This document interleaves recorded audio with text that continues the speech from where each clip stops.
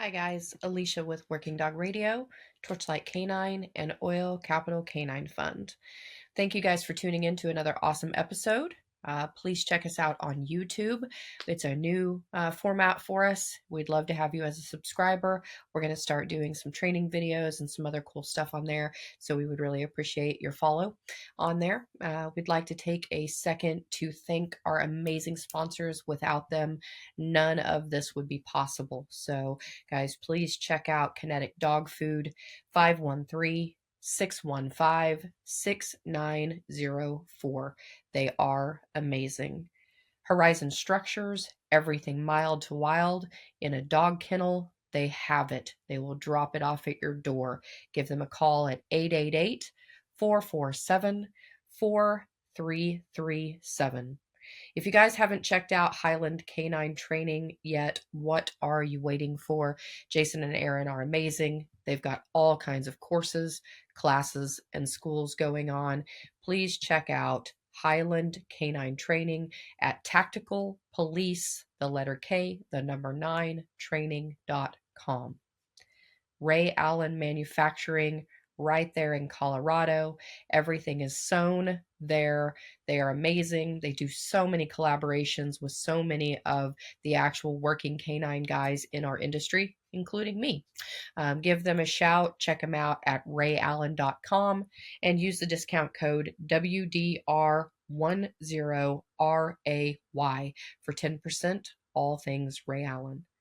Dogtra.com. If you have an e-collar, if you use an e-collar, if you have a working dog or a pet dog, check out Dogtra. They've got all of the products that you need. You can go to dogtra.com and use discount code WDR10 for 10% off a single item over $200. Enjoy the episode. We'll be back. Thanks. All right, everybody, we are back, Working Dog Radio, broadcasting the bite. As always, I am Eric Stambro. That never changes. I'm the same.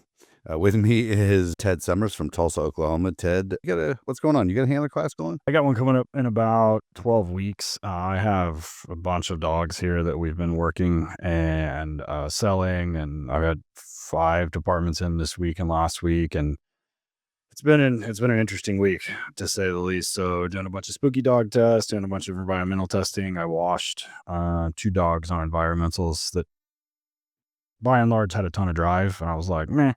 So once we got environmental testing, I was like, nope. And Yeah. I mean, just goofy shit like they were scared of floors that are like scared of like holes in a floor. And it's not even a big hole. It's like the size of a baseball or something. And this 2-story building, and the dog, like literally this dog would not walk around or over it, wouldn't jump over stuff. And I was like, bro. I always wondered if you could turn those holes into a glory hole for a dog with a toy and see if you could overcome it. I don't know, man. The concept, you think about it. Fucking whack-a-mole. Yeah. You come by, tug right up through this hole. Then that's what I want them to do, is just run off and stick their fucking nose in every hole they find. That's not all I have. No, looking for tugs to pop out. I can't remember from the conversations. It's so many we've had. Do you sell green dogs now, or just We do. Man, I'm going to say this and you're going to know exactly what I'm saying. I don't trust a lot of people to buy green dogs to evaluate. When I watch dudes evaluate green dogs, I'm like, I used to think, like a decade ago, I was like, man, maybe there was something I don't. And the more and more I watch people test dogs, I'm like, what the hell are you looking for? I think when we had Ritland on, or we were on his show or something, he's like, yeah, in about first 3 minutes, I know if I'm going to buy them or not. And then I see on the internet, dudes are testing dogs for like a week. I'm like, how? Like, what? Yeah. I mean, so uh, I generally don't trust people to buy green dogs from me. I've done that before and have to end up taking them back because the dog is too strong, or they smoke somebody, or something. They use too much horsepower on a dog. Like, what most people really need is a green plus dog that's kind of started and pre-selected, because just straight up green, like dogs that have never been on a leash, or I've got some ship in that are like, they've been on a leash. They've never obviously been in a house, because they'll jump on fucking cabinets and whatever. I mean, don't know how to sit, nothing. I think sending dogs like that to people is probably a mistake unless they do a high volume. There are departments that are obviously an exception. Like, I've sold dogs to my home department, TPD, And they do a great job with their own stuff, but they know exactly what they're looking for, and they know exactly how to test for it because they know exactly how they train and they know exactly how they deploy. So they buy dogs based on that. But just like your average department, I don't think has the skill set to select dogs. So I try and not to. I try and sell Green Plus, which for those listening, as a dog has a little bit of work done. We started some tracking work, started some bite work, started some outing, started some detection work, so that all they have to do is really finish it up. Yeah, the warranty part is tricky when it comes to green dogs. I do know there's a real large vendor over here near me who says with green dogs, the warranty ends at the driveway. Yeah. And it shouldn't be that way, but it is, and especially with health. The health testing should be a little longer than that. Yeah, yeah. It's tough for guys like, when I had my kennel, I had 8 kennels. You have more than that, but you're still not, a gigantic vendor. And it's tough to tell an agency, yeah, we're not going to warranty that green dog. But it sucks when a dog is ruined and sent back to, Yeah, and then they that's expect you to replace it. So, and how I preface that conversation usually is always, um, this dog, if I were to take him and train him, would turn out to be a fantastic dog. So everything is there. I'm kind of front loading that as it's like, if you can't finish this dog, it's not my fault type deal. Mhm. But, and there's no shame in that, right? Like, I understand cops are not fucking dog trainers. Like, I get it, right? And canine handlers definitely are not dog trainers, but it doesn't mean that you're like a terrible human being or something. But, by and large, I don't, I mean, I'll do green, don't get me wrong, but I typically like to do green plus more. Not necessarily because of the like excess income, but just because it tends to decrease the amount of dogs that are washed for performance. I'll put it that way. Yeah. My Green Plus included a verbal out. It's easy to sell a dog with a verbal out. Yeah, we do. When they're testing dogs, they have a verbal out. They're like, I'll take it. One less thing to deal with. So Yeah. yeah. Because I've done that and we've had some dogs eat some dudes up, and I'm like, well, I mean, in fact, that conversation happened, and the dog that you and I got from Milan, right? Big Black Jack, remember him? The first apartment I sold him to, I sold him green, and he ended up smoking the handler after 12 hours of having him and doing exactly what I told him not to do. And this has been how long has it been? Like 5 or 6 years. Yeah, about And I took him back and I sold him to a department in Texas, experienced handler, experienced department, and dog is biting human traffickers and finding dope and fucking people up and whatever else. Right? It's a great dog. Never had a problem with the handler, never bit the handler, never bit the handler's wife, like nothing. Like, dog's been fantastic. So much so that we sold him another one like 3 years later, 4 years later. One of my, well, 5 of my handlers were at a group training this week. That department was running their mouth. They're like, oh yeah, the guys at Torch Light sell unstable dogs. And my handlers were like, what are you talking about? So I'm like, if that's my reputation is I sell dogs that actually bite people, like I'm like, I'll put it on a t-shirt, I guess. I don't know. Like, I'll update my resume. Like, I don't like, I mean, so, and it's for shit like that I don't like selling green dogs. So, right. yeah, I like a little bit of pre-selection. So anyway, Where we got going? What do we got tonight? so I've known this guy for quite a while. I've trained with him a couple of times. He's closer to me than he is to you down in Texas. And, used to, I'll let him give his own background, but I think he started in law enforcement when I was in high school. So it's been a minute, or like right when I was graduating. Tonight from McKinney, Texas is Donnie Tarter. Donnie, how are you? What's up, fellas? Man, it's good to have you on. Yes, sir. We were talking about having you on, and I was like, God damn, I know you've been around for like, ever. And I didn't realize before we started recording, everybody listening, we were kind of talking a little bit about how many dogs he'd run heavy in law enforcement. And I was like, yo, okay, this ought to be super interesting. So give us a little background, like how you got into law enforcement and how you got into dogs and why you chose to stay in dogs. Cause you were there a long time. I started in 90, kind of on, I don't know, a buddy of mine was like, hey, let's go to the academy. I was doing aerial construction up in telephone poles. 1990. I mean, you started in the 1900s. Not 18, but 19. Yeah. Close to the 1800s. And So he's like, hey, let's go to the police academy. And I was like, man, fuck that. I ain't gonna be no cop, you know? And then I went to the academy and kind of just started reserving just to get some stuff done. And then we got in our first car chase and I was like, man, we can get paid for this shit. And he's like, yep. And I'm like, sign me up. I'm going. And then from there, it just kind of went from there. And then, I don't know, I worked for, like I said, 4 different departments. I've always been in patrol. I was a patrol sergeant at a department before I came here. And then, got to McKinney in 98 and October of 90, October of 99, they opened up the spot and I put in for it and got it, and I was running the dog ever since. How big is McKinney PD? I don't know. We're in 400 badges probably now. Yeah. We're probably, I don't know, population living there is probably, I don't know, shit, it's growing every day. I mean, it's probably 250, 260 living there, and it's probably, 500,000 plus during the day or more, at any given time. Did you do the move where you worked with smaller departments and just kept getting better? I did. I started out at a real small department, and then I went to work for a sheriff's department, and then I went to another department inside the county, and then it was not growing fast enough for me at the time, so McKinney up north, I knew the money was better, and the growth was a little faster. But hell, when I went to my first police job was $13,500 a year, so it didn't take much to move up from there. My first police job was free. We didn't get paid. Well, that's what I'm saying. I was reserved for a little while, and then I went to work for the county, and then I remember, there's things in your career that you'll never forget. I was getting shot at by a dude with a shotgun. I was laying behind an old shitty car, and he's shooting at me with slugs and a slug gun. And I'm sitting there laying there thinking to myself, I'm like, man, my life right now is worth $6.25. I'm like, I need to probably think about a different career path. Yeah, I'm not even sure if we had workers' comp, if we would have you guys shot in them free apartments. Yeah, probably not. But here we are. Yeah.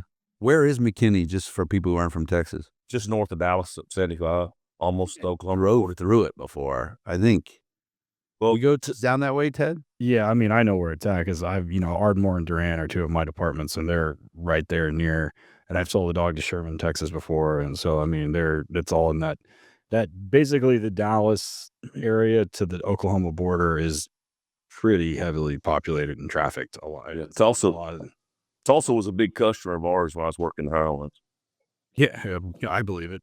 They were a big customer. Yeah, I'm sure. Like they still are.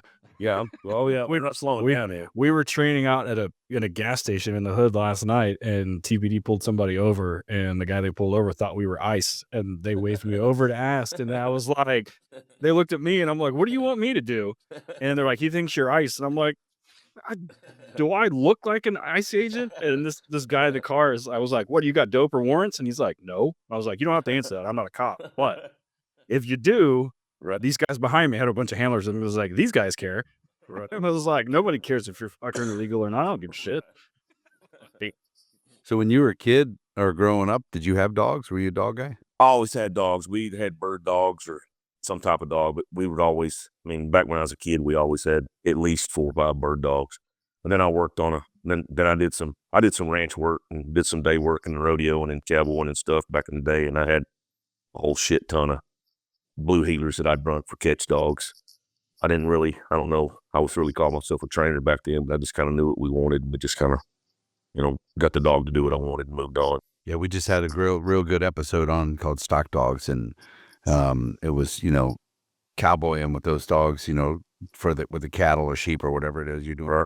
I've listened to that episode like 4 times. It's still one of my favorites. And yeah, man, cool stuff in there. The only thing next better to that than actually hunting down a man is watching them stock dogs work. That's good shit. Yeah. Yeah, it's really cool. You were in canine for how many years? Well, since 99 to May of 24. So 27 years. 20 something, whatever it is. Yeah. Jeez. And how many dogs in that time? 5. You ran 5, all dual purpose? Yeah. All dual purpose. Dual purpose narcotics, I assume, since you're working on the road. Yeah. Okay. You didn't ever run a bomb dog? So. Yeah. So I assume some shit has changed in the time that you started with your first dog versus like when you got. Yes, So certainly. did your last dog retire at the same time with you? Yeah. Okay, good. So first dog, who was your first dog? First dog was Sonny, which was a big long-haired shepherd out of Holland. Big long-haired shepherd. So you were his first handler or second? First handler. Yep. So at the time, how I guess what I'm kind of going down this road here is like, how has things changed just in canine? Because I mean, granted, you were in one department, though it's a fairly large area that had quite a few customers. So what changed? Because Texas is a little different. Like that's what people understand about like if you've never been there and if you're not from there or like everything is different down there. Like obviously all the laws are still applicable, but it's just the mentality is much different there than it is in every other areas of the country. Yeah. And not necessarily. I mean, I think it's a good thing, but it's interesting to when I talk to cops from there or guys. There's a lot of dudes now that are from like California or Washington or Oregon Right. that are moving there, and they're like, "Holy shit, this is fucking great! I can do my job."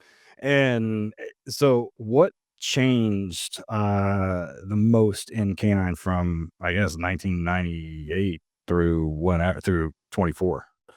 Are you talking about for me or in general? Both. I mean, we can talk about for you, and then we can talk about in general because I know there's Well, some pretty substantial cases and some dog studies that's changed. So, as far as my department goes, they weren't.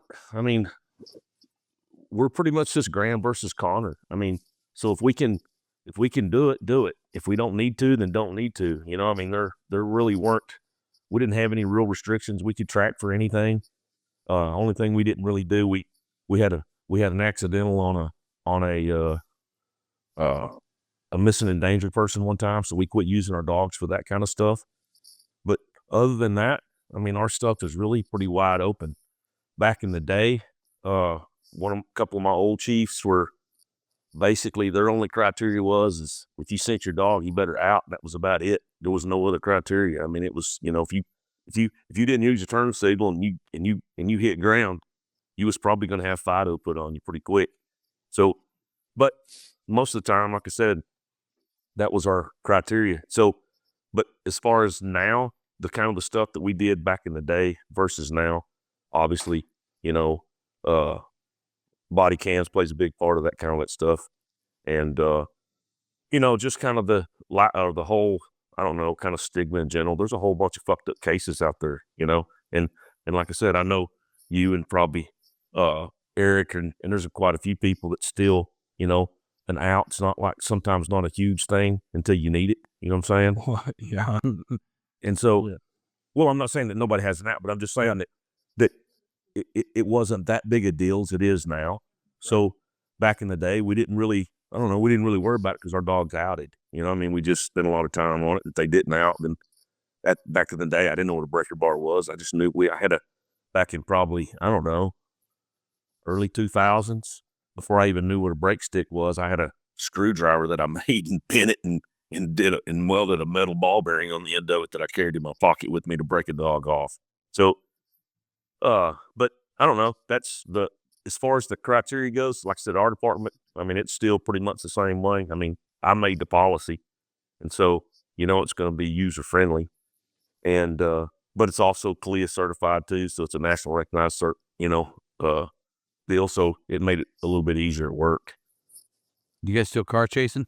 Yeah. I mean, we're not supposed to chase anything below a class B, but you got so many, I don't know, what can we say on here? What can we not say? I mean, you got We can say whatever you want. You got so many, you got so many pussy administrators now though, that you just can't hardly do it. And like I said, car chases are fun, but nowadays, man, it's just really not worth losing your life over some dipshit that's just, running for some kind of stolen car, some kind of bullshit. I mean, it's fun. Don't get me wrong, but I don't know. Priorities have changed, especially when I got a little bit older. I have a department in the Dallas metro area that I'm not going to say, but they chase people, and DFW or Dallas and Fort Worth don't. Right.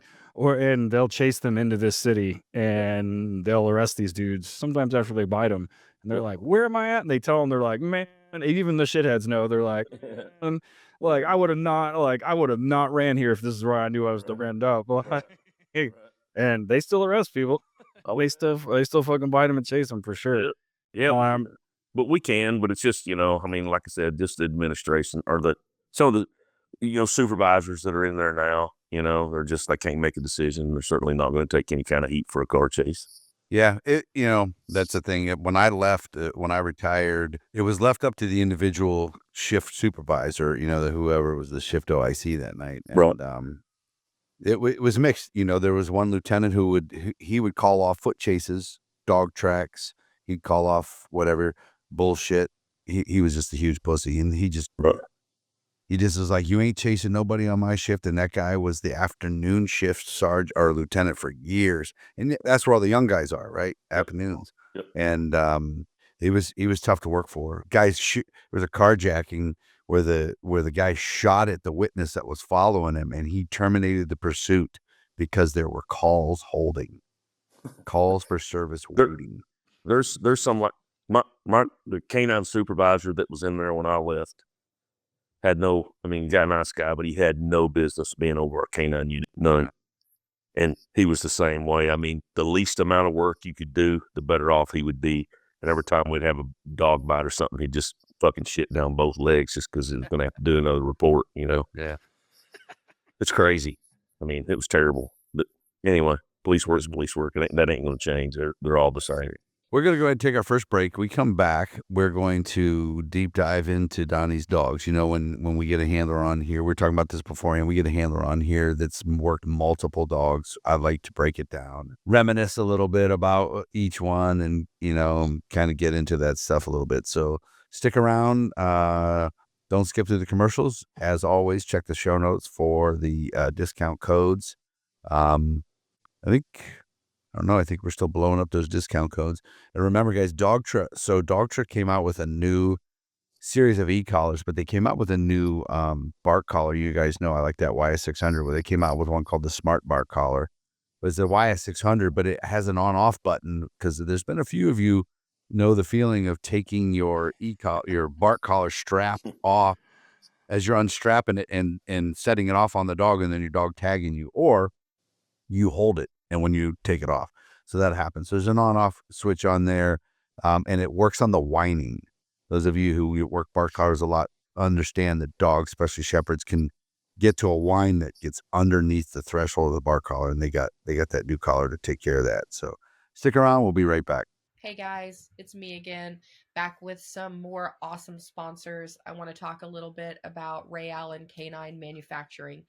Who else in our industry allows us to come to them with ideas as handlers, as dog professionals, and say, you know what, I think I would like to make this, or wouldn't this be a good idea? And they will actually sit down with you and talk to you about your designs. I've got a collab with them on a muzzle, on a leash, and a collar.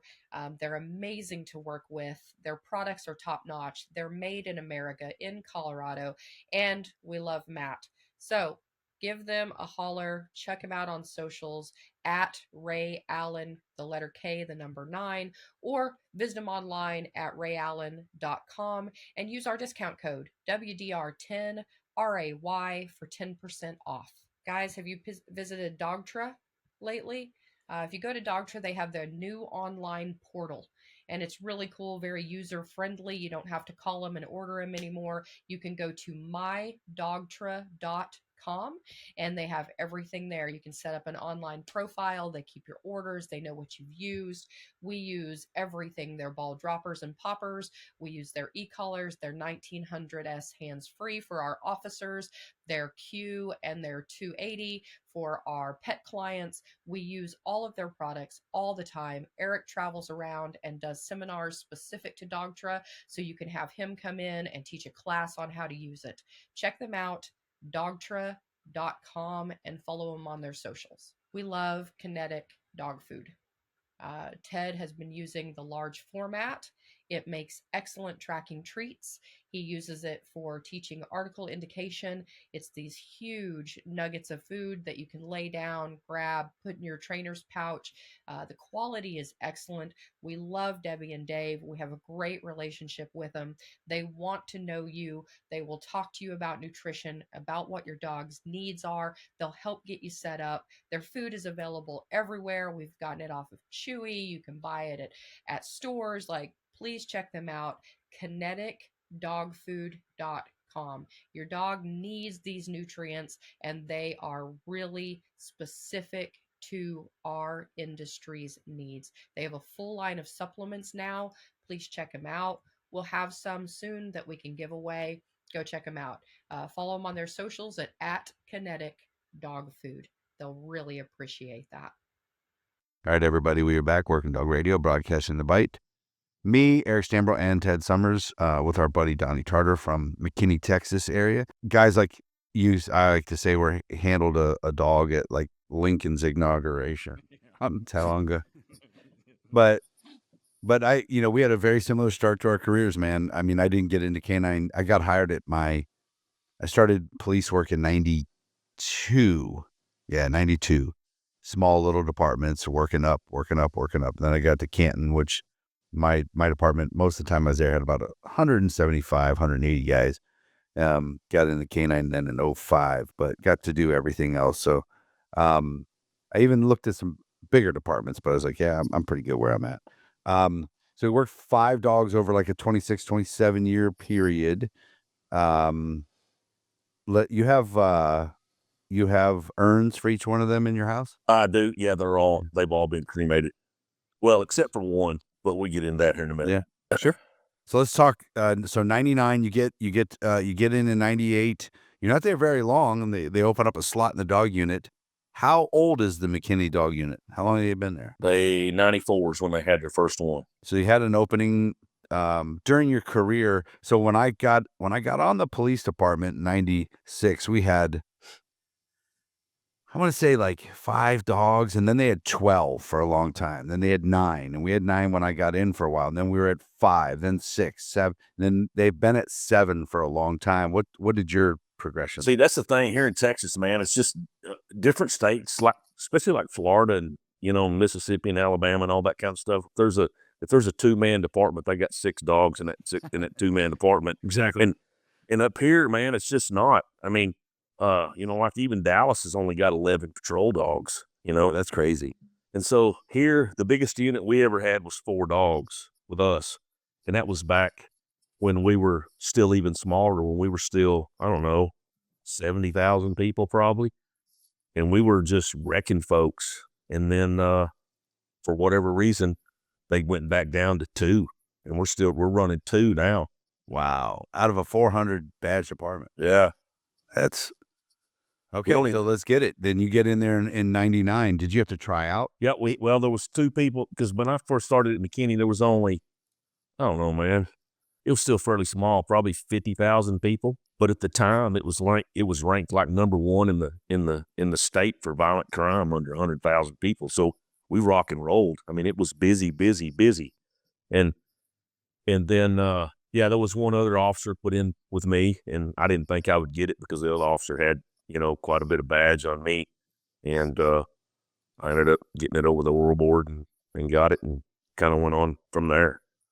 There was like, here, it's your deal now. You can either fix it or you can fuck it up and we'll lose it forever. And and within 3 years, I had 4 dogs there. So nice. Yep.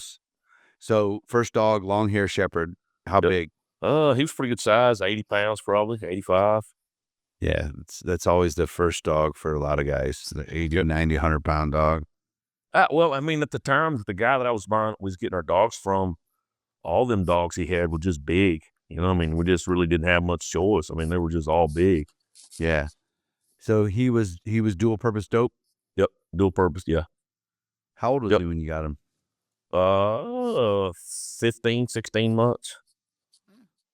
That's not bad. Then my first dog was 3 when I got her. Yeah. But then I worked him for a while. On the same buy trip, we bought one that was 10 months old. So it was like different. What was his name? First dog? Sonny. Sonny. That's a good name. Do you like him? Yeah, no, he was a good dog, but I worked him for, I don't know, he wasn't on the street long, maybe 4 or 5 months, and he come down with a liver issue. No. And so we had to work through that for a while, so we ended up having to actually retire him because of that already. Damn, what was the issue? I don't remember, Eric, as far as everything that it was. It was some kind of enzyme deal, and I don't know. He never could get a right shit, and he just up and down on his weight all the time, and he would get gassed really easy, and I mean, it was just kind of one of them deals. Dude, we had a dog that I selected from this local vendor, and the dog, he was a smaller Malinois Shepherd cross, and he was a good dog, man. I felt so bad for this little dude.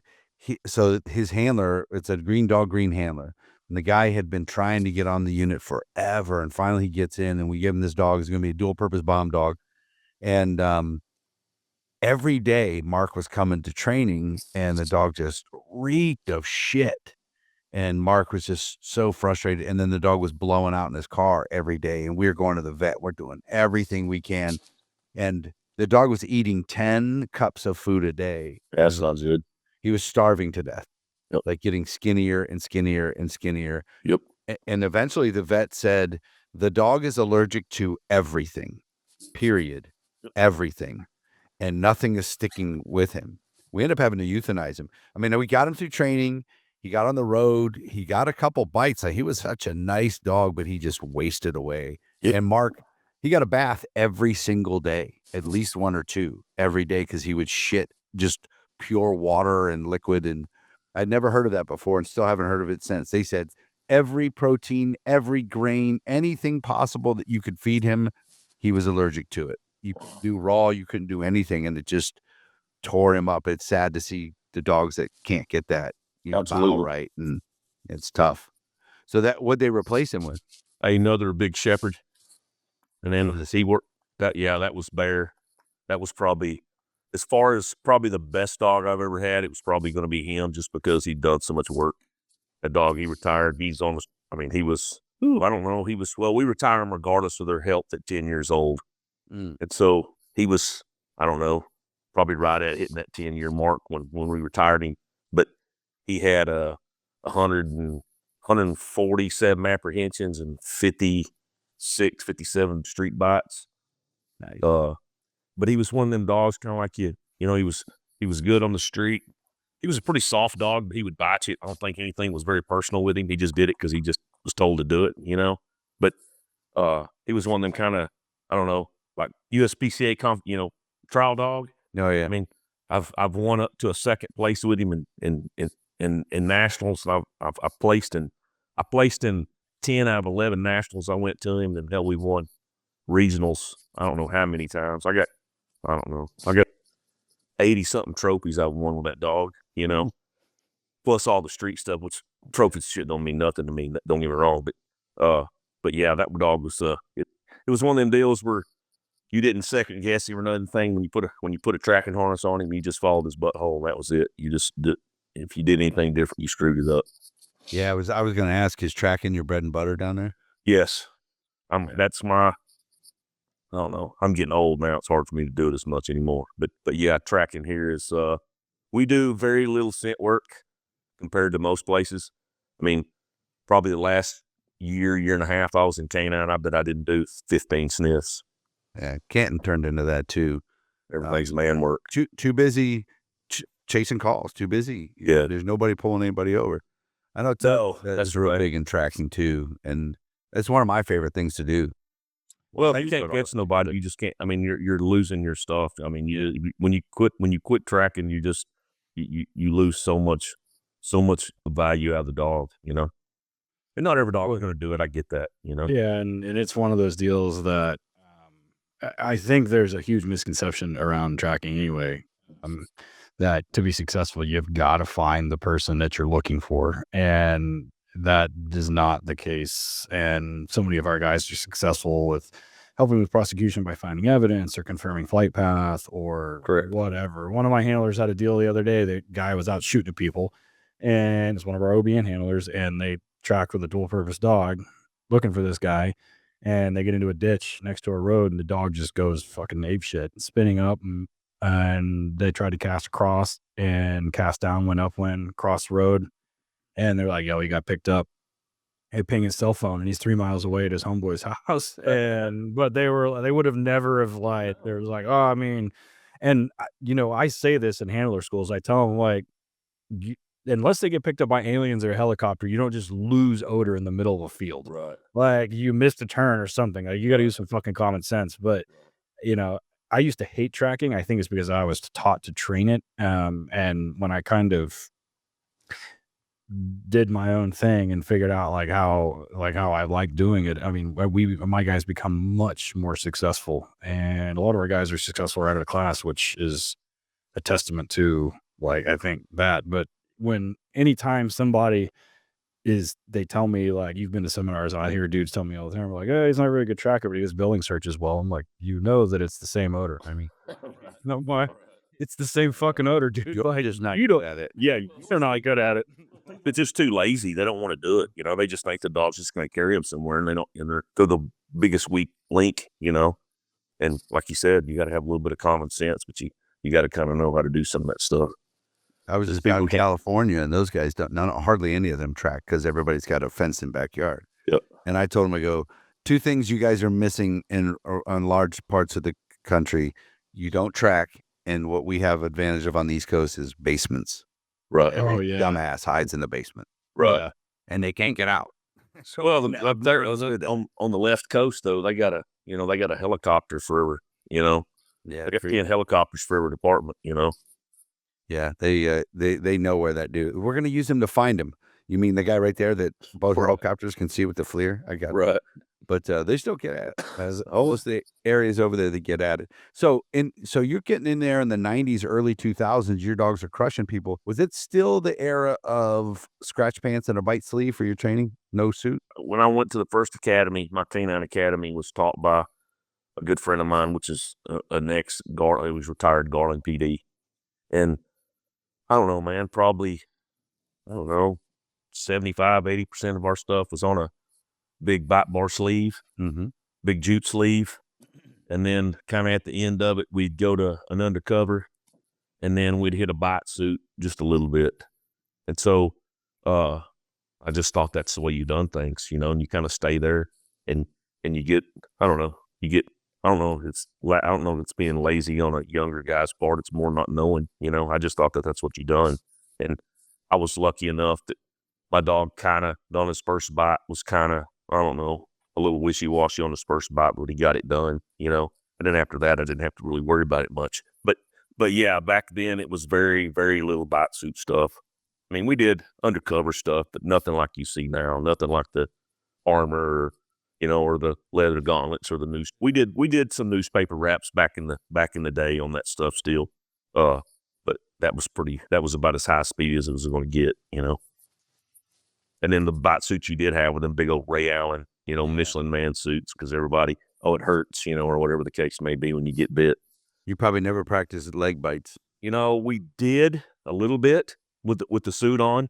Just that's why we basically wore the suit. That way we can count that and to get passive, in a dark area. Mm-hmm. But yeah, no, we didn't do many leg bites at the time. And now, hell, even now though, I still don't do probably as many leg bites as probably what I should. But I haven't had any dogs not bite a leg. So I mean, it's kind of one of them deals. Yeah. I mean, if he kicks at you and the dog goes over you and hits you in the chest, what difference does it make? And then, so like I said, even laying passive somewhere, I mean, the dogs are going in and taking a leg or a thigh or whatever they can get, so it's not been that big of a deal. I always say the dogs that'll take a leg without really being taught a ton of legs are legit, Yeah. Right. They're going to do it. And also the dogs that are maybe struggling a little bit, teach them leg bites. Right. Tends to bring that out. And my second dog, Willie, would, he had, I think it was 127 total bites or something. Like that.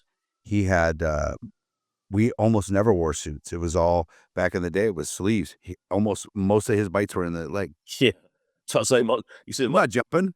Nothing right. That's why when dogs come in from Europe for this batch that I just got in, I can tell none of them have ever seen a leg, but it took couple reps for some of these dogs, and they're like, oh, okay. I can turn my head sideways, lay eyes out, and I think that's a big deal too. Is once they do get a leg, they get a little different response on most people because that leg fucking hurts, and so you get a little. Yeah. You get a little bit more dance out of the deal with them dogs, you know. Yes. Ted, are your pants comp or semi-comp? When I bought them, they were comp. Yeah. What are they now? It depends on the area that you buy it. Like, like they're thin. They're thin. You got to be like, I have to pay attention when I'm wearing them to where they're gonna bite. Yeah, like it's 100% there. I have another pair that I let people. I actually have a couple suits that I don't let people use very much. I have some that the trainers use that we let, like, admins or whoever. They're like, oh, I want to get a bite. I'm like, okay, well, I have those suits, but I don't want them wear mine because they're gonna want to go to the hospital or I don't do that. But yeah. So let's move on to dog 3. So we're at Bear retires at 10. Yep. And then I get Satan's spawn then, which is Brooke. And so I was buying. Typically, we've been buying our dogs pretty much the whole time. Well, except for the first couple of dogs. After that, we've been buying our dogs from Laz for the most part. And so, but before Laz, there was a guy out of Mississippi, out of Pearl, Mississippi, that we've been talking to about some dogs. And he calls me and says, hey, man, I got this dog that you probably want to come look at. And so I go down there and look at him, and he's just got one dog. We drive freaking 8 hours to go look at this dog. And he looks like a fucking black-mouthed cur. He's just a big old, Really? He's shaved, he's yellow, he's got a big old brown-looking fucking head. He's just ugly. But he was just an absolute fucking machine. Just nothing bothered him. And back then, this was in, oh shit. I'm trying to think, man. This was probably in, fuck, I don't know, 12, maybe 13, maybe something like that. He wanted $8,500 for him. That's what I said. Whoa, yeah, that's 2012. Wow. And I called. Because we were buying green dogs for $3,500, $4,500. Yeah, I mean, I remember like back in the day, like buying a $2,000 dog and it's a banger. And so I called my apartment and I'm like, there ain't no way in hell they're gonna let me fucking spend $500 on the dog. So I called him and it's like, man, you like him, get him. So I ended up coming home with this fucking thing, and then, as soon as I walked him into the PD, he's like, hey, bring him for the chief scene. Says he walks up there, he fucking smokes the chief right off the get-go. And then it was just downhill ever since. But it was one of them dogs. It was an absolute love-hate relationship with that dog. He was an absolute, complete and total asshole. But if you needed a home run hit, he was going to do it. There was no question of what he was going to do when he got to you. I mean, he had a little bit of a slick floor issue, but he was such a dick that he would, like inside of restaurants, them floor mats, so the floors that have like the little red dot things on them that get real slick. Oh, yeah. He didn't really like them much, but that motherfucker, he'd swim on his belly over to you, and then he'd fucking bite you. I mean, he'd have no grip but his mouth, but he's going to fucking get there, It was a shepherd mix of stuff? Well, no, they said he was a male, but I don't know. I think he was probably a litter that guy had. He said he imported him from Holland, but he's bull. Only reason I say he could have been a house dog because the dog been shaved. I mean, he'd been shaved down to like he'd been in a house somewhere, but I think he was probably a litter dog that he sold somebody, and the dog got up to about 14, 15 months old and fucking started wrecking the neighbors and everybody else, so they brought him back and sold him to me. But how was his nose? His nose was great. Yeah. His scent work was good. His tracking was good. Everything was good but like I said, his dope work wasn't his best deal, because I think some of it was more boredom on him than anything else. I mean, because he was going to go around the car once to see if he could fuck somebody up, and then if he couldn't do nothing, then he'd stick his nose on the car and go to work. I had to battle that shit with him for 10 years. Was he a comeback dog? He come back on you? Nope.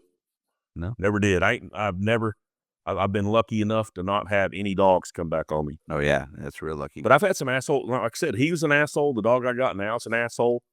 But I don't know. I got rid of the little dick syndrome a long time ago and just figured that, if you can get along, it's a whole lot easier than it is to fighting them fuckers all the time. And so I've just come with a little bit softer approach on some things. If they need their ass whooped, then fine, but you're not going to win most of the time. The only thing you're going to do is make it worse, Yeah, make it worse in a lot of different directions. Yep. Did you compete with him? I did. He had won, I don't know, we run regionals with him 2 or 3 different times. They can go to nationals with him or nothing. But he had, I don't know. Because back then, that's when we had 4 dogs, so everything was cut down 4 ways, When he retired, I don't know, he had just a little over 100 apprehensions, and I don't know how many bites, 40-something, 46, I think, something like that, 43, I don't remember. Did you guys have to, did you have to answer regular calls, or were you dog calls? Only thing we were when I got in 98, even as small as we were, they were like, here, this is what we want with the canine unit. And so when I got the dog, now mind you, like I said, I ain't never had great days off. When I got the dog, in a new department, they're like, here's your dog, your days off are Sunday. No, Saturday, Sunday, and Monday. And you're going to train on Tuesday, and you're going to work Wednesday, Thursday, Friday. And I was like, well, all righty then. That sounds like a terrible deal, but I'll try it out for a little while. Yeah. Holy crap. There's guys right now with Tuesday, Wednesday are like, you son of a bitch. Got 26 years on. Yeah, no, I mean, I've always had good days off. And so, Yeah. But no, we didn't answer any, even like going back to the deal, we would answer a call if we had to, just because everybody was busy. But our policy that says we don't get on anything that's going to tie us up, so we don't work. Yeah, we were the same. Yeah, we were the same. They would send us on like anything that could be like, we call them trouble calls, any kind of fight call, anything where there could maybe be some use of force, and sometimes on some domestics, but no accidents, no report calls. We would help out if we could.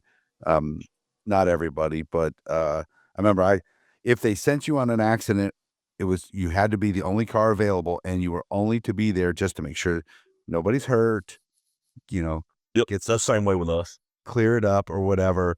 And then every once in a while I'll be like, fuck, it's just a rear end here. I'll bang this one out. And that bought me so much loyalty from the guys. Oh, no, absolutely. Because every once in a while we'll catch a burglary vehicle report or some kind of shit when them guys get slammed in a hotel or, hotel, motel parking lots or, whatever the case may be. That takes 5 minutes to do and move on down the road, Yeah. Ted, where you're at, there's a lot of smaller agencies. I bet they have to do everything. Yeah, they do a ton of stuff. Like obviously TPD and like OCPD are kind of like what you're talking about. They just handle that stuff. In fact, I did a decoy seminar a couple months ago for OCPD, and in the middle of it, one of the handlers had to leave and went and bit a dude and came back and went down to, yeah. Yeah, and it was a funky domestic call that went weird. But yeah, most of the smaller agencies are, I mean, they're doing everything. Yeah. There's still quite a few up here that do. Yeah. I mean, I think once you start getting into like the high 70s, depending on the size of the agency, like my department's down on the border, down on the Red River down there, Texas and Oklahoma. Those guys are pretty much just on dog stuff. And like kind of some specialized interdiction stuff with some district task forces and some fed stuff. But if it's requiring, like you said, like use of force or dog stuff, or like literally if it's a dog problem, then that's what the dog guys do. But I think the agencies need to start getting into like the high 60s and above in terms of like manpower before they start like letting them do that. I don't know if I ever told this story. I was working midnight shift, and they gave me a call to go check on this. I don't know if they were trying to play stupid, but they were sending me on a call of a guy passed out behind the wheel of a car at a stoplight at the exit ramp. And I'm like, what the fuck am I supposed to do with this drunk dude? You know what I mean? I got a dog. And everybody's busy. Like everybody was on a call. And so what am I going to do? Stand here with this guy for an hour till everybody clears up? So I turned off my radio so nothing came over, and I called the highway patrol and sent an anonymous complaint about the guy, gave him the license plate behind the car. And then I called the sheriff's office, and I did the same thing. Both of those agencies are really like chasing DUI numbers. So I called them both, and I was on the other side of the city. I turned my radio back on. I'll be en route. Took my time driving over there. The two of them are there arguing over who's going to arrest this.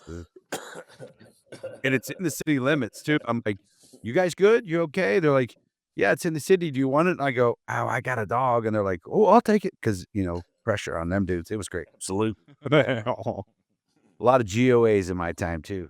All right, so Brooke is the dog now number 4. Where are we at? And the next one would be Igor.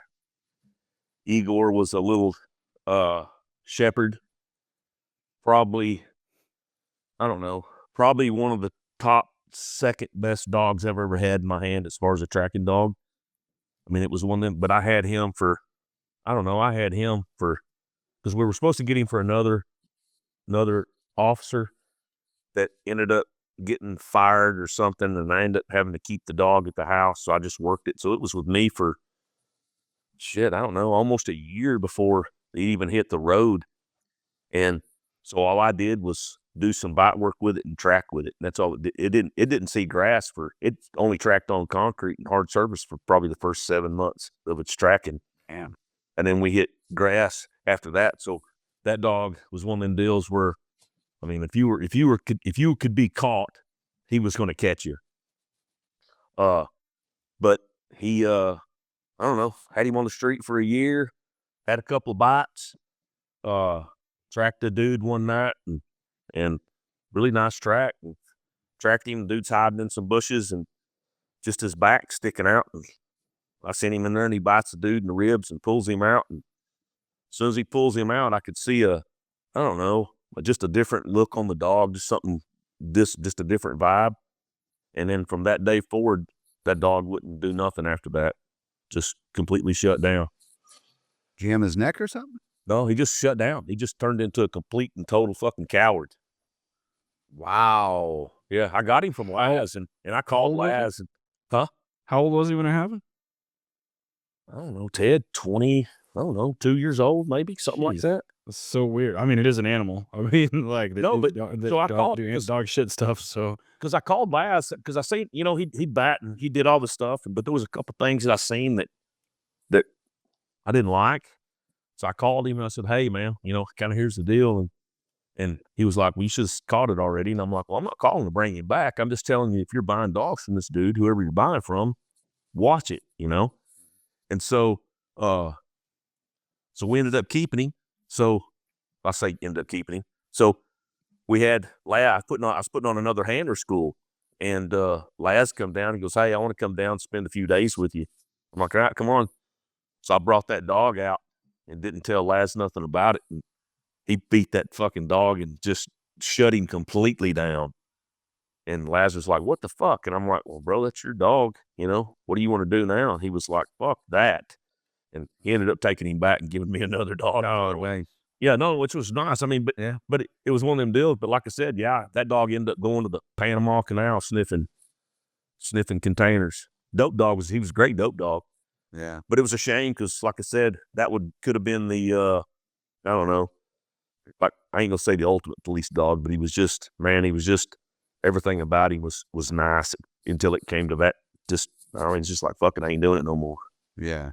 Which was weird. That is very weird. I don't know if I've heard of that too much. I mean, because he would hunt you down like a serial killer. I mean, and then he'd get to the guy and he'd be like, man, here he is, Pop. What are you gonna do with him now? And I'm like, you motherfucker. I don't know if you've ever heard me talk about it, but my first dog, Gina, she was would have been a good like USPCA trial dog, or maybe even a Schutzhund dog with the equipment. Schutzhund 1 maybe, but she had 70 failures on the street. 70. Jesus. Yeah, and that was in 3 years. They made me keep working her because they didn't want to spend any money. And there's a point in time you got to cut your loss on that. Yeah, I think the chief at the time wanted me to get hurt. There was a whole personal vendetta between him and I. Right. And I think he wanted me to get hurt. And the only reason I got rid of her is because our union vice president became the president, and he had a dog. And I'm like, I'll take that. To ended up being my second dog. So there was no money exchange, but they were willing to let me get hurt for. We only paid like $3,000 for $4,000. That's crazy. Yeah, 70 failures, and she would do the same thing. She would find you, tracking you for track pursuits, bailouts, chases, send her, and she's going. I'm like, this is the one. She'd run over and run around them. I remember fighting a dude, and we're fighting over my gun, and she was standing over there licking me in the face. Yes. And then wrapped us up in a 30-foot lead. It was fucking disaster, man. No, terrible. She ended up being a pet. I kept her until she was like 13, I think. Wow. Like that. So, all right, on to dog 5. Dog 5 now is Deeks. He was he was only, I guess, 11 months old when I started him. And then he came from, obviously he came from Laz again, but he was just he was the first true KMPV type dog that I've had that was titled. We toyed with titled and not titled and all that kind of stuff. And like I said, he wasn't titled, obviously, because he was only 11 months old, but it had so much of that shit in him that it took me forever to get out of it, to get him out of all that barking guard and fucking boxes and all that shit. Yeah, that motherfucker liked to kill me the first time I put him on a box. Trying to take it away from him, and he's like, yeah, come take this box from me. I mean, you see him doing that shit in Europe, and I'm like, hey, and you tell the vendors, and you're like, hey, stop fucking doing that. Yeah. And they're like, why? Here, when I'm like, no one cares what you do there, bro. Well, I ended up breaking him from that shit just by ball pops. He'd walk in a room, he'd see all them boxes, and he'd just fucking lose his mind. So if I could get him where he'd be quiet, I'd just pop a ball out of it. Well, the next thing you know, it was all cool. It wasn't that big a deal anymore. And so my dumb ass wasn't thinking about doing nothing. I was doing some send-offs with him, some directional stuff with him, some placeboard shit, just so sending him to a spot. And I had a fucking basically a Skinner box out there turned over. And I sent him to his place. And as soon as he got there, I went, yes, and fucking marked it. And that motherfucker lost his mind again. And he hadn't been fucking with it for over 2 weeks. So I had to go back another 2 weeks to get that motherfucker back off of it. And that's the thing with the title dogs. Some of those dogs, because there's a lot of training over there with a boot, and you get them, and unbeknownst to you, they're one correction from enough is a fucking enough, dude. Yeah, Yeah, he was like I said, he was 10 months old or 11 months old. I guess no, he was 10 months when I started him, and he was already like that. You could get in his ass and he'd be like, man, I'm done. But like you said, yeah, I mean, it didn't take him long to figure out that, all right, like you said, enough's enough. He ain't never come back on me. He was one of them ones, though, lucky enough that if you overstepped your bounds with him, he would at least fucking run at you and pop his mouth to let you know that the next one's fucking coming. So after he done that, you're just kind of like, all right, bro, let's move on with our life and get on about our business. It's polite. He just never did. He's never come back on me. I mean, as far as biting me completely. I mean, now, yes, I've had some frustration shit, on bites, poking him up there. Like last time I had him right before we retired, I tried to put him in the back for pickup, and I lifted the dude up. It was a softer felony, so I didn't want to bite the dude in the face. Otherwise, I didn't care. But the dog was already 10 then, so I was trying to pick him up in the back of the truck, and he couldn't get the bite, and that motherfucker reached over and wore my forearm out. But that's the only time he's ever done any of that. It's just that kind of stuff. Now, over those years of the progression, have you noticed that when you go to the vendor, they're always those young dogs? Oh, no, man. I've been seeing the young dogs. Ooh, I'm trying to think. This is what, 24 or 25 now? I'm trying to think when Jeff came in. Jeff's been a handler for probably 11 years. He was probably, well, no, it's even been before that. 06, 07 was the first time we put a dog on the street that was 10 months old, 11 months old. Yeah, he was 11 months old when he had his first street bite. Whew. And that's the thing, Ted, even when you started, they were probably 2-3 years old when you get them, and then they just get younger and younger and younger. And so we've been seeing it pretty much the whole time. Like I said, everything's getting younger and younger. Nothing's getting older for sure. And I sort of understand why they do that now, because supply and demand, basically, I would guess. Right? They want to maximize, the investment value of it and have the dog have working. But those dogs that are able to do that at, 11 months old reliably are pretty far and few between. No, that's why I'm saying. I was Yeah. like, if I can get a dog that's 10, 11 months old, he'll do the same thing as a 24-month-old dog. Why would I not take him? You know, I can get a little bit. I can get a year longer out of him, and then plus I can take my time with him a little bit more and do a little bit longer school with him. You know, and he's kind of ready to go. We just imported a 13-month-old shepherd that is going to be a nice dog, but he still kind of walks around like his shoes are too big. Like his feet, there's like his shoes are too big for his feet. And like when he sees something that he is not sure what, like environmentally, he's not like he doesn't go into like avoidance or anything, but he's like, what the fuck? And then, New, right? so, yeah, everything's new.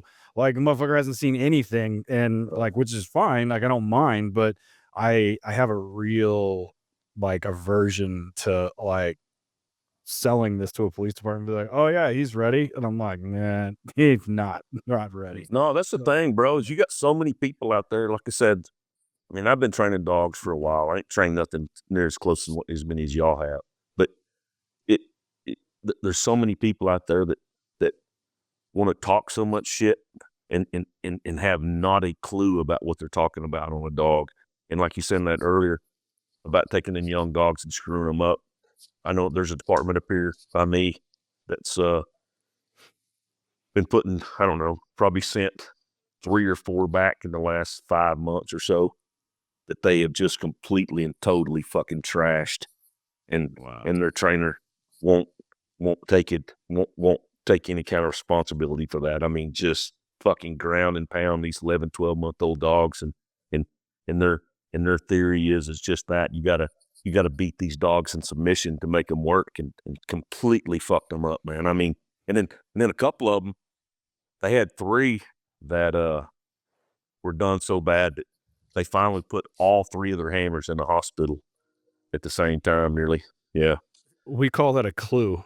Yeah, man. They're taking Shit. They're taking these pinch collars and just fucking wearing these dogs out, dude, and don't have a clue about nothing, man. It's terrible. Got some of them that won't even come out of the back of the car. Oh, that's good. It's crazy, dude. That's fantastic. Yeah, it's absolutely insane. So Deeks is the last dog. He's still around, right? Yep. Yeah, I'm looking at him right now through the back door. He's retired. So we're gonna go ahead and take our last commercial break. And we get done with this commercial break. We're going to talk a little bit about what retired life is like after running 5 dogs and being in law enforcement for about half your life, and what you got going on now. So don't fast forward through the commercial breaks. We'll be back in I don't know, a couple minutes. Sit tight. Hey everyone, thanks so much for tuning in. Please check out our friends Jason and Aaron Perguson at Highland Police Canine. If you guys are interested in going to school, if you've come out of the military, you can use your GI Bill to go through their school. They have a pet training school, they have a police training school, they have online courses that you guys can take, such as their canine supervisor course. You guys can really take that as far as you want with them. They are a veritable fountain of knowledge when it comes to canine. They're located in North Carolina. They're always accessible, always available, and we've had such a long relationship with them. I cannot say enough good about them. So please check them out. If you go to Tactical Police Canine Training, go to their online programs, check them out. Use the discount code NARC for 20% off any of their online courses. Guys, that will help you. It'll help you make headway in this industry. I don't know about you guys, but a lot of times when we're talking about dog kennels and their construction, like you don't know where to start. What do I do? What do I add? I need to weatherproof this, waterproof this, pee-proof this. If you guys have checked out Horizon Structures lately, it's unbelievable. They literally have everything that you could possibly need. They can build your kennel with as many holes as you want in it, and they can drive it out to you, set it on your pad, hook it up, and you can move dogs in it immediately, from mild to wild, from one kennel all the way up, from the tiniest of pet runs to the hardest of working dogs. If you can dream it, they can build it. Go ahead and check them out. at horizonstructures.com. Go specifically to their working dog area. It's commercial-dog-kennels. Give them a call, 888-447-4337. And of course, check them out on their socials at Horizon Structures, and they will hook you guys up. We also want to send a huge shout out. He recently passed away. Rest in peace, Brother Deeg. Thank you for our music. Thank you for the permission to use it. We really appreciate it, and we hope that you're doing well on the other side. Thank you guys for listening. All right, we're back. Working Dog Radio, broadcasting the bite. I'm Ted Summers. With me, as always, from Canton, Ohio, is Eric Stambro. We've been talking to our buddy Donnie Tarter from down in McKinney, Texas area about a super long career, and most of it done in canine. And we just kind of covered all of his dogs and which ones he had. So which one was your favorite? You said your second dog, Bear, was a favorite, yeah? Yeah. I mean, that dog just did a bunch of incredible shit. That dog just pulled people out of his ass. I mean, it was just kind of one of them deals. And then probably my next favorite dog was probably the one I got now. Deeks. Yeah. So, real quick, I don't think I met a Deeks that wasn't awesome. Every Deeks I've heard of. Yeah, what's his name? Kyle up in Indiana. Yeah, Kyle. Shout out Kyle Schaefer has a little Dutchie named Deke. Not little, but well, you know, Yeah. yeah, but the dog bites hard as shit too. Yeah. Yeah, Mine's like 80s. Like, well, you've seen that dog. Yeah, I've seen him. Oh yeah, I've seen him. So see me try to do some PSA bullshit. Just worked out. Oh boy. Yes. So what was the what prompted the I mean, aside from time in, obviously, like you and Eric, I would both want to hear the like what prompted, you know what, I think it's time I gotta do something else. So when did you decide it was time to get the hunting and fishing card? When everything started getting more pussyfied by the day, really. I mean, that's kind of it. It has nothing to do with, cameras and all that other bullshit that everybody talks about. It's just that you can put up with a lot of the bullshit on the street, because it's just lip service. But when you get admin and administration and brass that don't back you or do what they're supposed to do, then it kind of leaves a shitty taste in your mouth, And so, but like they always said, you always know when it's time to go, and it was time for me to go. I mean, I miss the work. I just don't miss the job. So Eric said when we did his retirement episode, Eric said, "I love the guys, love the work, hated who I worked for." Mm-hmm. Well, it's not even so much about the job. Nobody quits the job; they quit management. Always. Right. The chief was pretty good. He came up through the department. I don't really have a big problem with him.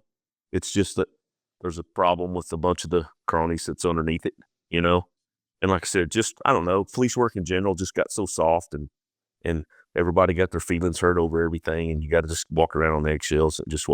It was just my time to go. Yeah, my old department, I talked to the guys, and it's bleeding people. They're leaving earlier than they planned on, leaving to go to different police departments, just bailing out. They're still, they have to have a whole generational change to get some of the bad stuff out right now.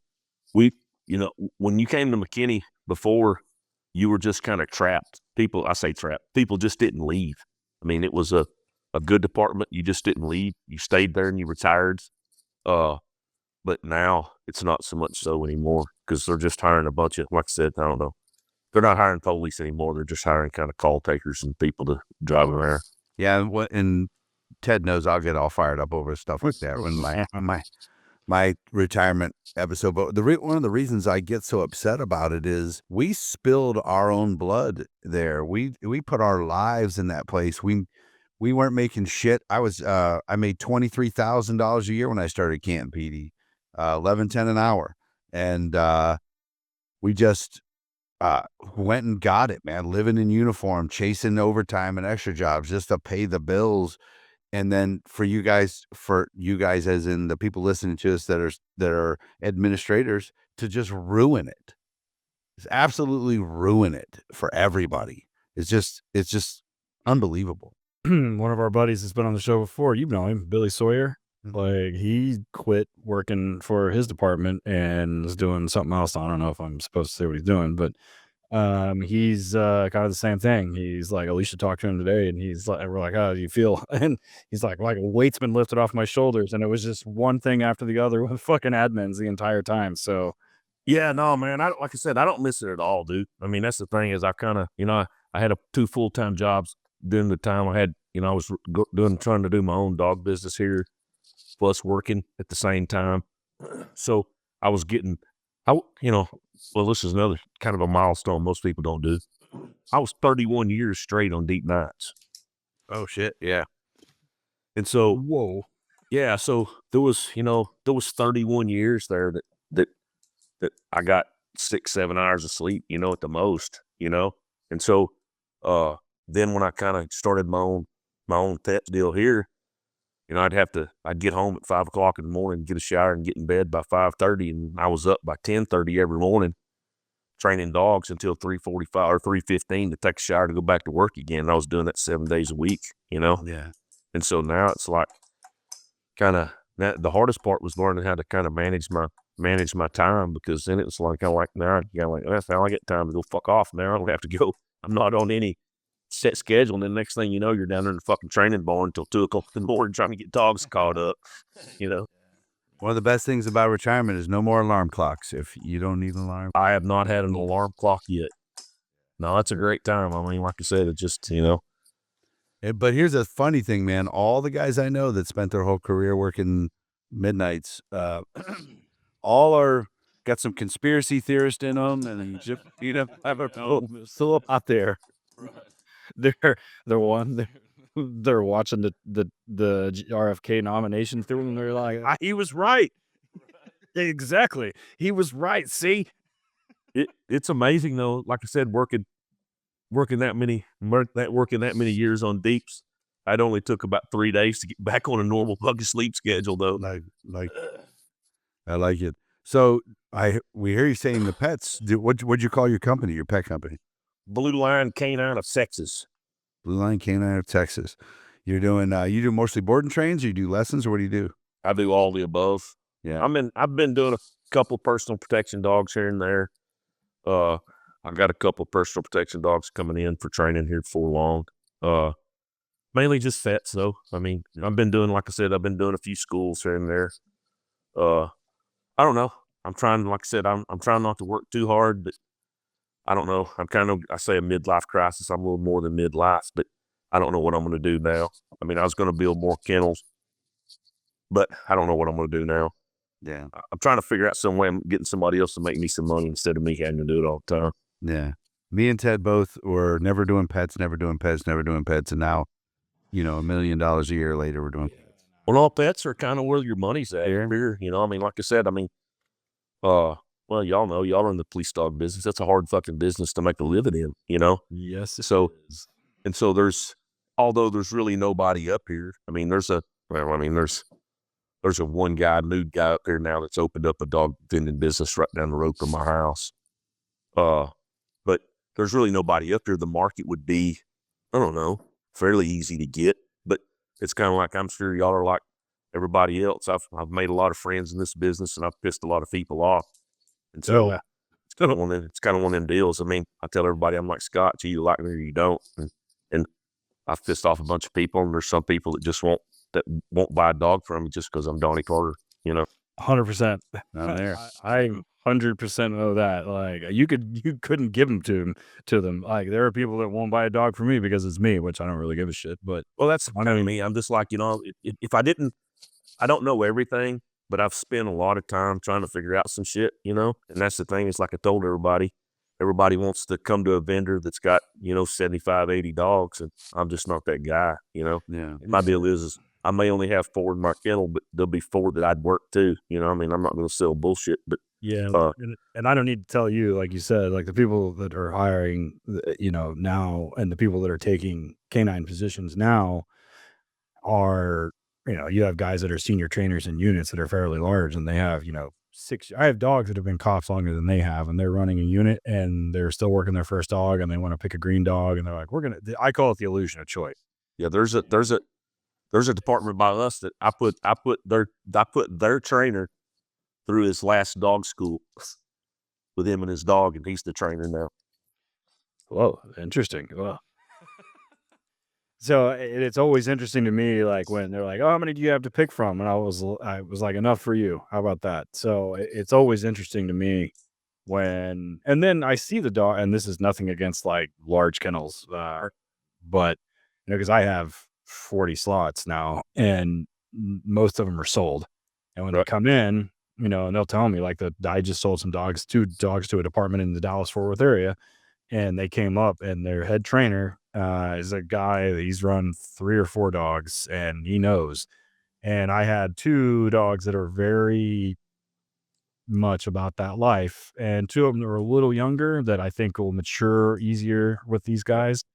And I had another department coming out from Kansas on the same day, same deal. The guy used to work for, I think, KSP, and then ran a dog for another department in the sheriff's office. And he said, both of them said, "Hey, if they were picking it for me, it would be one of these dogs. If it's for these guys, I want to pick this one because they're a little younger, they're not quite as much of an asshole yet." Right. And but it's always interesting to me when you're like, how many more do you need to see? Like, I mean, and when you say, what are you looking for? They're like, Well, no, I don't care about looking at 60 dogs, man. Just give me. You're only going to whittle it down to 2 or 3 anyway. Just give me 5 that you think's going to be your 5 better dogs, right? And the kin you got right now. Let's just go test them. yeah.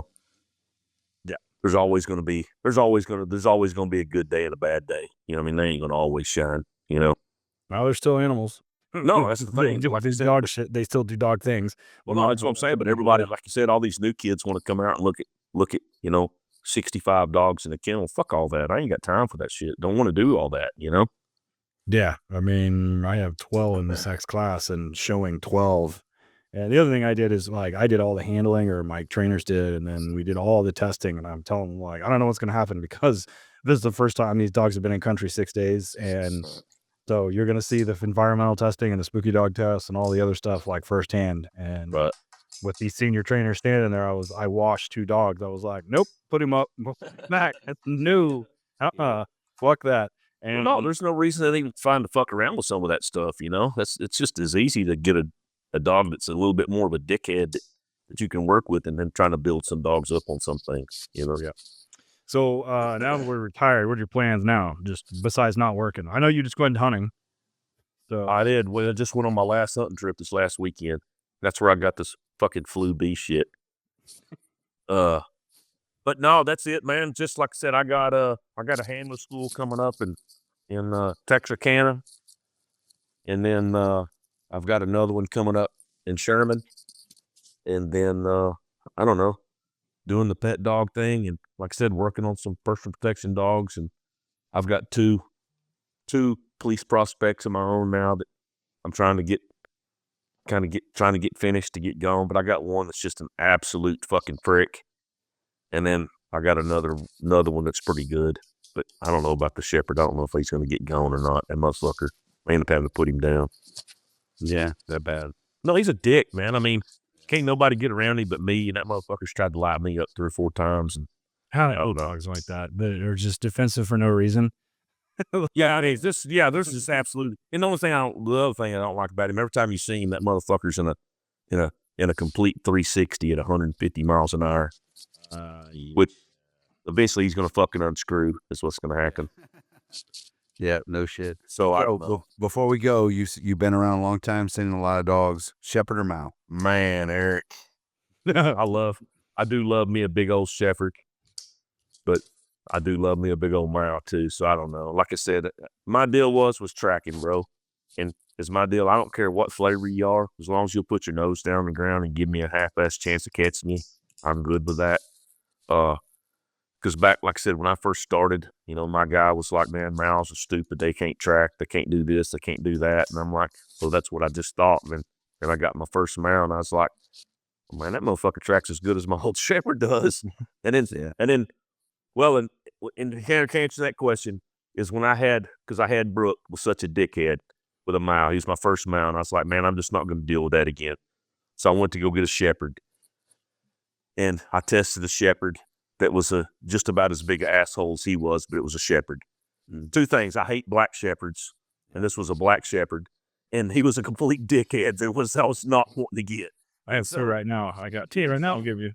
And so So they kept going. Last kept going. Hey man, you need to test this. You need to test this little mile we got. And I was like, I don't want a fucking mile. And so the only thing that sold him is we went out and did a little old bullshit practice track in the field, and he sounded like a fucking Hoover vacuum cleaner in the ground. He sounded like a bloodhound when he's in and out puffing the ground. And I was like, you motherfuckers. So I ended up loading him up and coming home. Because when I left, my wife was like, don't bring back fucking Mile again. So I pulled back in the deal and dumped him out. She was like, you motherfucker. And I'm like, well, it is what it is. Yeah, you know. But I don't know, bro. I mean, there's good and bad in both of them. It's just now it's a little easier to find a Mile than do some shit other than a shepherd doe, you know? Yeah, that's true. It's about it, you know. There's dogs that'll just kind of fuck around with the dogs that are about it. It's just a little harder to find. Or it's in my opinion, it is.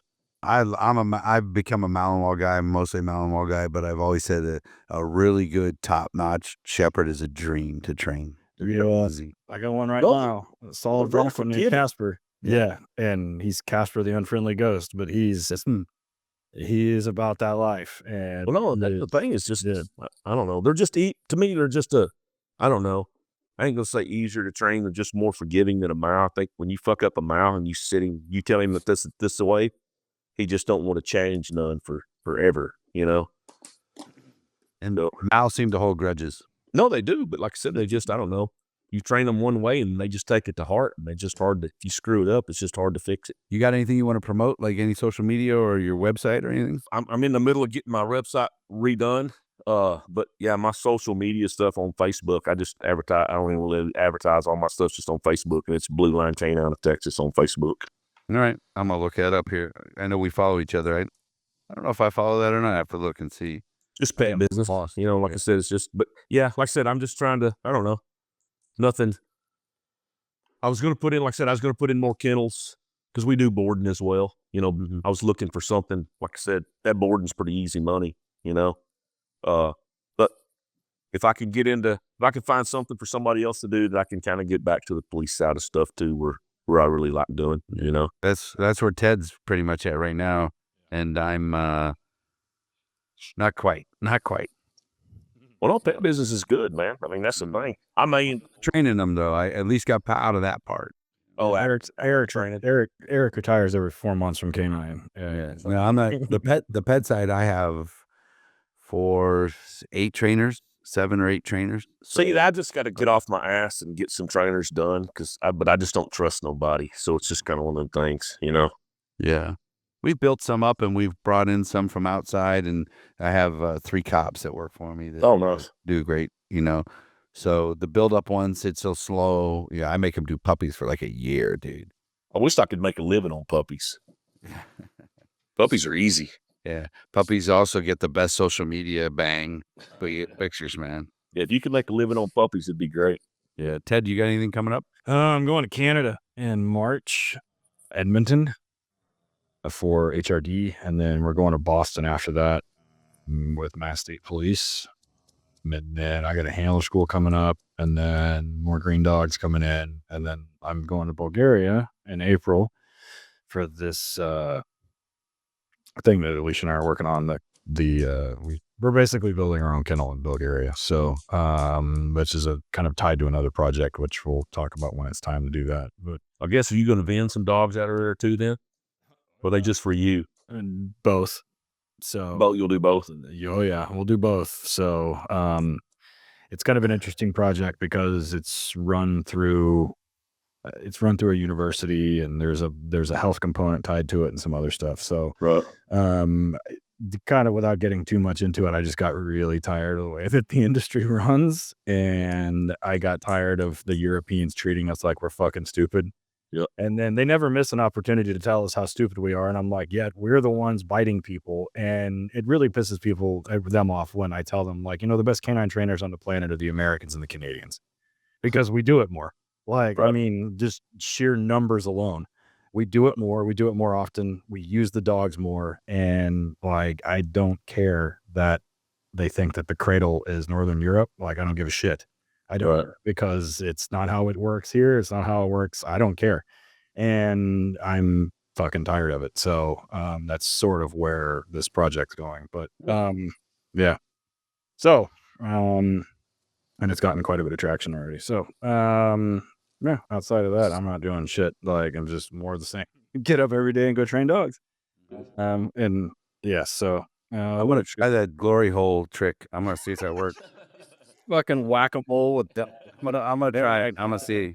Oh god. It's probably gonna be disastrous, but I'm like, Well, you already do fucking boxes that way. You fucking stuff your hand up to the bottom with a tick ball. yeah. So I mean, Especially if the dog takes it and then looks down on the hole like that. I'm like, fuck. and God forbid you use a fucking Kong right now. Apparently, we're fucking Kong date, which I'm not even gonna go into. Like, Don't even bother. just you saw the Donnie. You commented on that thread about fucking detection, Pieces of of Kong. fucking Kong, and I reading through that, I'm like, did I fucking miss something? Like, am I? And I didn't. They're just fucking overthinking it, and I'll know. Right. Yeah, I just won't read any of it. None of it. Not one single bit of it. I'm too busy training trainers to take over, so I don't have to train dogs, Donnie. With that. Stay there. Anyways, for me, go check out Amazon. Look up my name, Eric Stamber. Buy my book. My book is for sale up there. I didn't really promote it a ton, and when I was in California just teaching, I mentioned it at the end of my seminars. And dude, I looked at the numbers. I think I sold 20 or 30 books, 25 or 30 books while I was there. That's right. You just did an e-collar book, didn't you? yeah. It's a real easy manual to follow. And I don't know, man, probably half is e-collar. The other half is how you're fucking your dog up just by your relationship, that type of thing. Leaving the slider closed. Yeah. Please leave the slider closed, centered by your slider. You should have called the book. I did my little fuck TikTok app rants in one of my classes this week, and the guy walked out. Oh no. Oh man. Good. Get a pump cup. Douche. So, I don't know what to say. Anyway, and Badass Canine on Instagram. Just go check it out. Donnie, it was love talking to you, man. It's good Hey, tonight. buddy. Thank y'all. Yeah, it was good. Yeah. So we'll see everybody in the next one. I get down to my son lives in Fort Worth. Next time I get down that way, I'll hit up. We'll come up to McKinney and hang out. Yeah. Holler at me, man. We'll grab some supper or something somewhere. Yep. Good. All right. All right. Thanks, guys. Yes.